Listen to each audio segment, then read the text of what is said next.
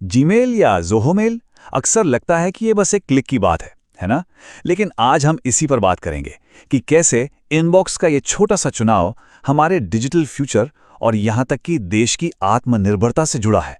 और यकीन मानिए, ये कहानी सिर्फ ईमेल की नहीं है। जाने माने IT expert doctor Ramesh Vishwakarma, उनका एक बहुत सीधा सा मानना है कि हमारे डिजिटल फैसले ही हमारा डिजिटल भविष्य तय करते हैं। तो आज हम उन्हीं के नजरिए से इस पूरे मामले को समझेंगे। ये सवाल है भारत की डिजिटल सॉवरेनिटी यानी हमारी डिजिटल आज़ादी का। अब सवाल ये है कि कैसे? चलिए देखते हैं। तो ठीक है, अब आते हैं सीधे कंपैरिजन पर। जीमेल वर्सेस ज़ोहो मेल, आखिर इन दोनों में फर्क है क्या? डॉक्टर विश्वकर्मा कहते हैं कि असली फर्क ऊपर ऊपर नहीं बल्कि इनकी जड़ में है, इनकी फिलॉसफी में है। देखिए, एक तरफ है जीमेल। हम सब जानते हैं ये गूगल के ह्यूज इकोसिस्टम का हिस्सा है और इसका मॉडल क्या है? एड्स, विज्ञापनों पर चलता है। वहीं दूसरी तरफ है ज़ोहो मेल। ये मेड इन इंडिया है और इसका पूरा फोकस प्राइवेसी पर है। मतलब ये पूरी तरह से एड फ्री है।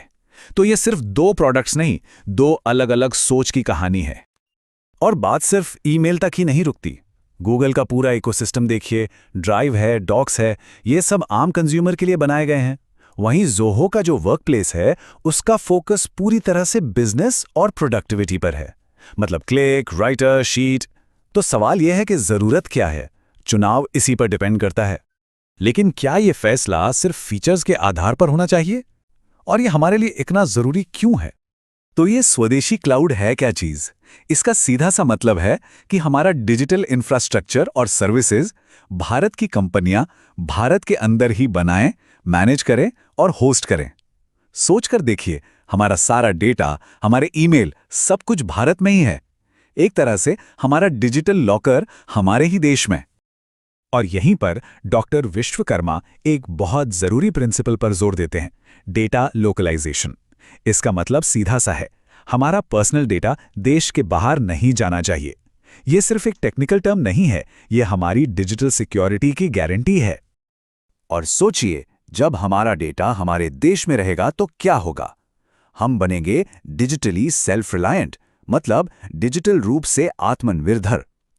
इससे विदेशी टेक्नोलॉजी पर हमारी जो डिपेंडेंसी है वो कम होती है और हमारे डिजिटल फ्यूचर का कंट्रोल हमारे अपने हाथों में आता है। और बात यहीं खत्म नहीं होती। जब हम ज़ोहो जैसी इंडियन कंपनियों को सपोर्ट करते हैं तो हम सिर्फ एक प्रोडक्ट नहीं खरीद रहे हैं, हम असल में इंडिया में एक पूरे इनोवेशन इकोसिस्टम को बढ़ावा दे रहे हैं। एक ऐसा माहौल बना रहे हैं जो आने वाले कल की टेक्नोलॉजी की नींव रखेगा। तो इस स्वदेशी टेक्नोलॉजी को अपनाने के असली फायदे क्या हैं? डॉक्टर विश्वकर्मा जो आर्ग्यूमेंट्स देते हैं, चलिए उन पर एक एक करके नजर डालते हैं। तो इन सब बातों को अगर हम जोड़कर देखें तो क्या तस्वीर बनती है? एक ऐसी डिजिटल आज़ादी जहां हमारा डेटा हमारे देश के कानूनों के हिसाब से सेफ है, जहां हम विदेशी प्लेटफॉर्म्स पर कम डिपेंड करते हैं और सबसे जरूरी, हम आत्मनिर्भर भारत की तरफ एक बड़ा कदम बढ़ाते हैं।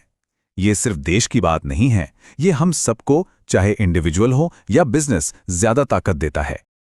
तो ठीक है, हमने जीमेल और ज़ोहो मेल का कंपैरिजन देख लिया, स्वदेशी क्लाउड की इंपॉर्टेंस भी समझ ली। तो इस सब के बाद इंडियन टेक्नोलॉजी को सपोर्ट कीजिए और ज़ोहो मेल को चुनिए।